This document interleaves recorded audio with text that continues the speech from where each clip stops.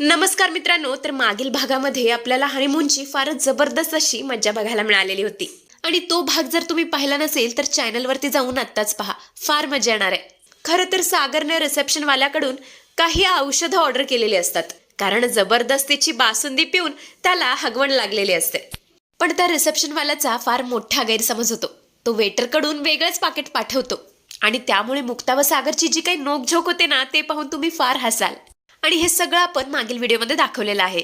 तर आता या दोघांचा हनीमून संपतो आणि अशा प्रकारे दोघेही आता सोसायटीमध्ये पोहोचतात, सागरच्या घरी पोहोचतात. इकडे आता कोळ्यांच्या घरी ब्रेकफास्टची लगबग सुरू असते, सकाळच्या नाश्त्याची लगबग सुरू असते. आणि तेवढ्यातच ही स्वाती गुलाबवरती जोरातच ओरडते. काय ग गुलाब, अगं मी तुला केव्हाची सांगतेय, दूध गरम झालं की नाही, बाळ केव्हापासून रडतंय. आणि तेवढ्यातच इंद्राला दारावरती सागर व मुक्ता दिसतात आणि त्या दोघांना पाहून तर सगळ्यांना चांगलाच धक्का बसतो. इंद्रा बोलते, काय झालं, इतक्या लवकर कसे काय आला तुम्ही हनीमून वरून? तेव्हा स्वाती बोलते, बहुतेक रात्रभर दादूस आणि वहिनीला काही झोप लागली नाहीये. आणि हे ऐकून तर सागर आणि मुक्ताला इतकी लाज वाटू लागते की काही सांगायलाच नको. सागर तर इतका लाजतो, तो लगेचच त्याच्या रूम मध्ये पळत जातो. तेव्हा इंद्रा बोलते, काय हे मुक्ता, तू अजून इथेच आहेस? जा बरं पटकन सागरच्या खोलीत जा. तुझं सगळं सामान मी त्याच्या खोलीत ट्रान्सफर केलंय. जा पटकन आवरून बाहेर ये. मी तुझ्यासाठी मस्तपैकी चमचमीत नाश्ता केलाय. पण हे ऐकल्यानंतर मुक्ताला मात्र फारच ऑकवर्ड वाटू लागतं, कारण हे तिच्याबरोबर पहिल्यांदाच घडत असतं. आणि मेन म्हणजे तिला चक्क सागरच्या खोलीत राहायला जायचं असतं आणि अचानक त्याच्या खोलीत कसं शिरायचं हेच तिला कळत नसतं. त्यामुळे ती आता इकडे तिकडे पाहू लागते. आता मात्र इंद्राच्या सगळं लक्षात आलेलं असतं मुक्ताचे हावभाव बघून. ती आता कोमलला बोलते, जा बरं कोमल, तुझ्या वहिनीला तिची खोली दाखव. कोमल सुद्धा प्रेमाने मुक्ताचा हात पकडते आणि तिला सागरच्या खोलीत घेऊन जाते. आणि मुक्ताला बोलते, वहिनी, आजपासून ही तुमची नवीन खोली आहे आणि तुम्हाला काहीही लागलं तर मला बिनधास्तपणे सांगा. असं म्हणत असते तिकडून निघून जाते. तेव्हा मुक्ता सुद्धा तिला थँक्स म्हणते आणि सागरला विचारते, मी माझं सामान कुठे ठेवू? सागर बोलतो, म्हणजे? मुक्ता बोलते, कॉमन सेन्स, माझं सामान ठेवायला जागा हवी ना. तेव्हा सागर बोलतो, मग हुडक तुझी जागा, आधी सांगतो हे कपाट माझं आहे. तेव्हा मुक्ता बोलते, मग काय आयुष्यभर या सुटकेसमध्ये मी माझ्या साड्या ठेवायच्या आहेत का? तेव्हा सागर बोलतो, मग तुला काय वाटलं, तुझ्या पैठण्यांसाठी मी माझं कपाट मोकळं करायचं का? आणि जर तुला कपाटच हवं असेल तर जा स्वतःच्या बाबाच्या घरी जाऊन ठेवून ये, इथेच तर राहतात शेजारी. तेव्हा मुक्ता बोलते, मलाही काही शॉक नाहीये तुझ्या घाणेरड्या कपड्यांबरोबर माझ्या चांगल्या साड्या मिक्स करायचा. एकतर आधीच मला क्लिनिकला जायला उशीर झालाय आणि या सीओचं काही वेगळंच चाललंय. असं म्हणतच ती आता सुटकेसमधून कपडे काढते आणि बाथरूम मध्ये जाऊ लागते. तेव्हा सागर बोलतो, नाही नाही, मी जाणार आहे, मला सुद्धा ऑफिसला जायचंय. असं म्हणत असतो आता बाथरूम मध्ये शिरतो. मुक्ताला आता काय करावं काहीच कळत नसतं. ती आता कपडे घेते आणि बाहेर जाते.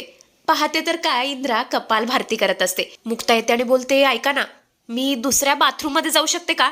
नाही म्हणजे मला क्लिनिकला जायचंय, फार उशीर झालाय. तेव्हा इंद्रा बोलते, आमच्या बाथरूम मध्ये मामा आंघोळ करतायत आणि त्यानंतर सागरचे पप्पा सुद्धा जाणार आहेत. एक काम कर, थोडीशी वाट बघ ना, त्यापेक्षा तू एक काम कर, माझ्या बरोबर योगा कर. आता मात्र मुक्ताला काय करावं काहीच कळत नाही आणि तेवढ्यातच तिला एक चांगली आयडिया सुचते. ती आता समोर जाते स्वतःच्या घरी. इकडे आता पुरू कसला तरी विचार करत बसलेले असतात. तेवढ्यातच माधवी बोलते, काय झालं पुरू, कसला इतका विचार करताय? तेव्हा पुरू बोलतात, मुक्ता नाहीये तर हे घर कसं सुनं सुनं वाटतंय. आणि तेवढ्यातच तिथे चक्क मुक्ता येते. ती बोलते, आई, माझ्यासाठी पटकन कॉफी बनव, मी आंघोळ करून येते. असं म्हणत असते आता बाथरूम मध्ये निघून जाते. माधवी तर मुक्ताला पाहून खूपच खुश होते, पण पुरूला मात्र चांगलं स्टेशन आलेलं असतं. ते म्हणतात, मुक्ता दुसऱ्याच दिवशी आपल्याकडे कशी काय आली, सगळं ठीक असेल ना? तेव्हा माधवी बोलते, अरे पुरू, त्यांच्या घरी किती लोक आहेत, आंघोळीसाठी आली असेल, प्रत्येक गोष्टीत निगेटिव्ह विचार करायलाच लागतो का? आणि तसंही क्लिनिकला जायला तिला फार उशीर झालाय आणि आली म्हणून काय झालं, हे सुद्धा तिचंच घर आहे. पुरूला सुद्धा तिचं म्हणणं पटतं. ते बोलतात, ऐक ना माधवी, मुक्ता लग्नानंतर पहिल्यांदाच आपल्या घरी आली, तिच्यासाठी काहीतरी गोडाधोडाचं कर. तेव्हा माधवी बोलते, पुरू, विसरू नका, तुम्हाला डायबेटीज आहे, बहुतेक मुलीच्या लग्नामध्ये तुमचं डोकं आऊट झालंय. इकडे आता मुक्ता आंघोळ करून बाहेर येते. तेव्हा मिहिका तिला गाठते आणि बोलते, ताई सांग ना, काय झालं, मी गेल्यानंतर काय काय झालं? मी गेल्यानंतर काहीतरी एक्साइटिंग नक्कीच झालं असणार आहे. तेव्हा मुक्ता बोलते, तो माणूस कसा आहे तुला माहितच आहे ना, कायम चिडलेला असतो. तसंही थोड्या वेळा मी झोपलेच होते, तोही झोपला बाथरूम मध्ये, बाथटब मध्ये.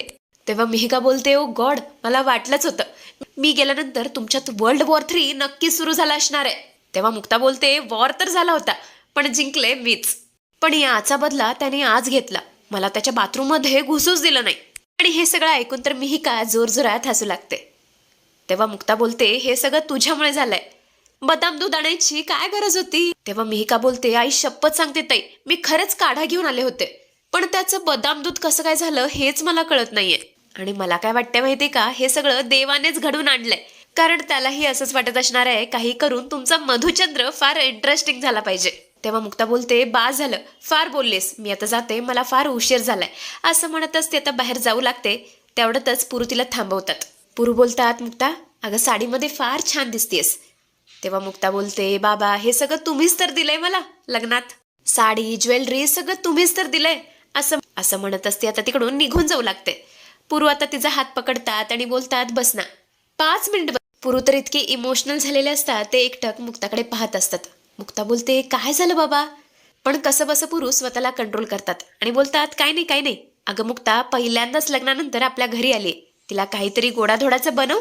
तेव्हा मुक्ता बोलते, बाबा हे काय करताय? आता मी रोजच तुमच्या घरी येणार आहे. मग काय तुम्ही मला रोजच गोडधोड देणार आहात का? अहो तुमच्या शेजारीच राहतेय मी. प्लीज या सगळ्या फॉर्मॅलिटीज करायची काही गरज नाहीये.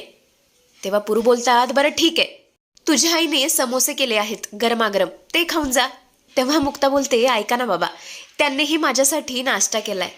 जर मी इकडे काहीतरी खाल्लं तर ते बरं दिसणार नाही, मी जाते तिकडे. तेव्हा माधवी बोलते, त्यांचा कसला नाश्ता? नॉनव्हेज शिवाय त्यांना काही येतं का? अगं तू खाऊन जा. पण मुक्ता काही ऐकत नाही, ती आता घरी जाते सागरच्या. मुक्ताला पाहून इंद्रा बोलते, अगं इतक्या सकाळी सकाळी कुठे गेली होतीस? ये बरं पटकन आमच्या बरोबर नाश्ता करिये. आणि इतक्यातच मुक्ताचं प्लेटमध्ये लक्ष जातं. ती पाहते तर काय, त्यात ब्रेड आणि आमलेट असतं. तर प्रेक्षकांनो हे चुकीचं आहे ना. इंद्राने माधवीला वचन दिलेलं असतं की आम्ही तुमच्या मुक्ताला सुखात ठेवू. तिला हेही माहित असतं की मुक्ता नॉनव्हेज खात नाही, मग हे सगळं करायचंच नाही ना. किंवा ऑमलेट बरोबर दुसरा काहीतरी व्हेज नाश्ता करायचा. बरं असो, सिरियल आहे म्हटल्यावर हे सगळं चालायचंच. इकडे मात्र मुक्ताला काय बोलावे काय उत्तर द्यावे काहीच कळत नसतं. ती चांगलीच दुविधा मनस्थितीत सापडलेली असते. ती बोलते, ऍक्च्युली मला भूक नाहीये, मी एक काम करते, मी फक्त चहाच पिते. त्यामुळे गुलाब सुद्धा तिला चहा देते. मुक्ता आता चहा पिऊ लागते. तेवढ्यातच तिथे सागरचे पप्पा येतात. ते हे सगळं पाहत असतात. त्यांना आता कळून चुकलेलं असतं की मुक्ता नाश्त्यासाठी का नाही म्हणते येते. त्यामुळे ते इंद्राला बोलतात, मी आलोच. असं म्हणत असते आता पुरूच्या घरी जातात आणि त्यांच्या घरातून सामोसे घेऊन येतात. इकडे आता इंद्रा म्हणत असते, मुक्ता अगं फक्त चहाच? अख्खा दिवस तू फक्त चहावरती कसा काढणार आहेस? तेव्हा मुक्ता बोलते, नाही नाही मी करेन मॅनेज. आणि तेवढ्यातच तिथे सागरचे पप्पा येतात, तिला सामोसे देतात. मुक्ताला मात्र फारच ऑकवर्ड वाटत असतं. तेव्हा सागरचे पप्पा बोलतात, अगं टेन्शन घेऊ नकोस, हे तुझ्या आईनेच केले आहेत, त्यांनीच मला दिले आहेत. तेवढ्यातच लक्की आणि कोमल सुद्धा बोलतात, आम्हालाही सामोसे खायचेत. आणि तेही आता तिला जॉईन करतात. हे सगळं पाहून स्वातीचा मात्र चांगलाच जळफळाट होत असतो.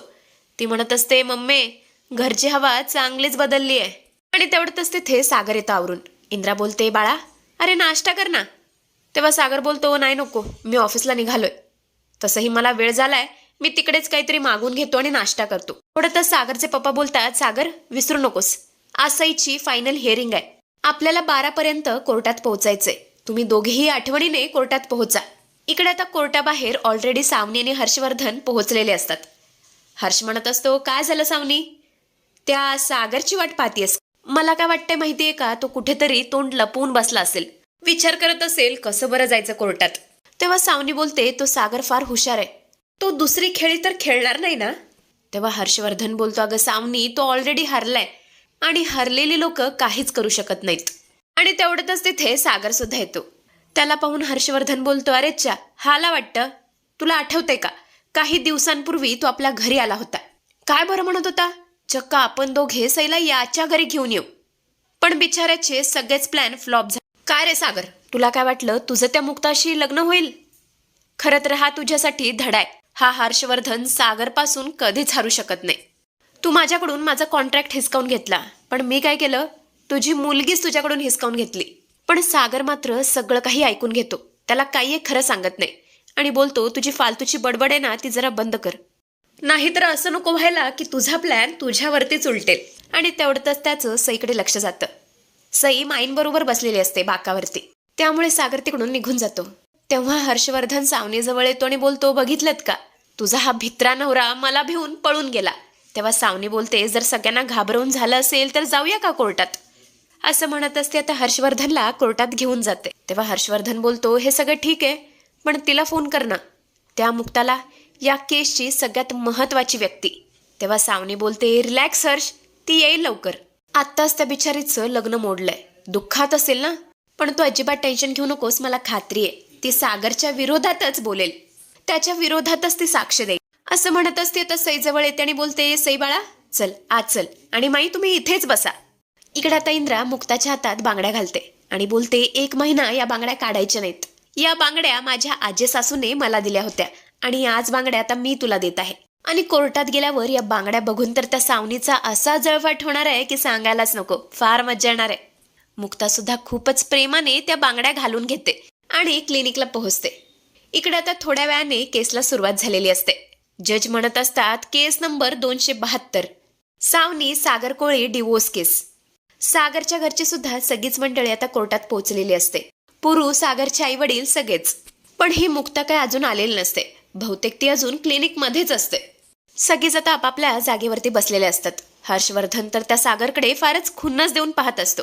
सागर ही त्याच्या घड्याळात पाहत असतो की ही मुक्ता अजून कशी काय आली नाही, आणि तेवढ्यातच मुक्ताची धमाकेदार एंट्री होते. सावनी आता हळूच वळून पाहते तर मुक्ताची एंट्री झालेली असते. हातात चुडा, गळ्यात मंगळसूत्र पाहून तर सावनीच्या तोंडचं पाणीच पळतं.